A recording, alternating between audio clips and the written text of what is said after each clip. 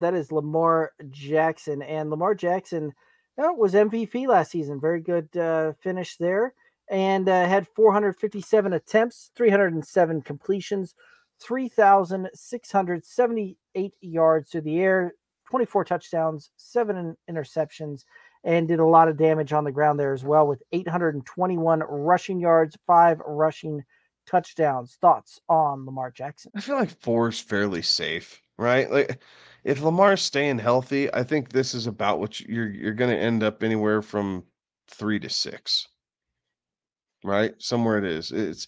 It's where he's going, right? Him and Mahomes are basically going back to back between 39 and 41.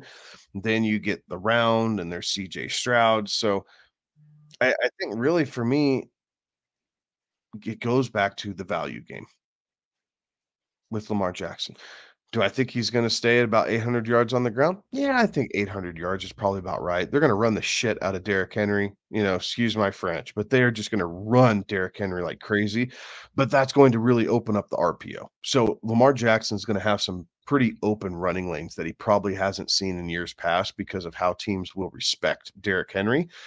He's also probably gonna have some clearer throwing lanes because of what teams are going to do for Derrick Henry. So, all these things equal, Lamar should be having another very good statistical career. Todd Monken is a good offensive coordinator. We saw it in Georgia. We saw it last year in Baltimore. Um, now they have basically 2 tight ends that they can use whenever they want between Isaiah Likely and Mark Andrews. Obviously, you have Zay Jones coming back. So, Bateman is still there, right? They're kinda waiting for him to take that next step, so he has plenty of weapons. Keaton Mitchell, right, is a guy that no one's really talking about, but Keaton Mitchell is lightning in a bottle for a spell back for Henry once he recovers from his knee injury.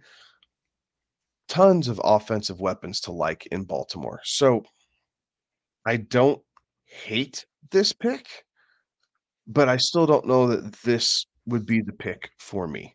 Yeah, certainly has proven the ability to be able to run the ball, get it done on the ground, and stay healthy in there as well. So, like I can understand the allure of drafting Lamar Jackson.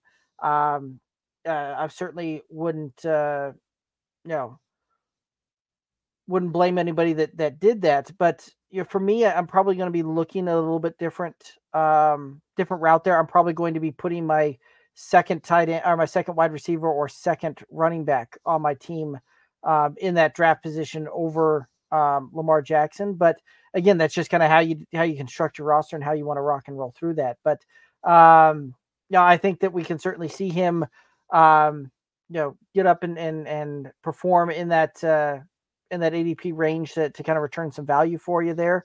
I'm just not necessarily sold on that for my own roster, and I'll be looking a little bit different ways there.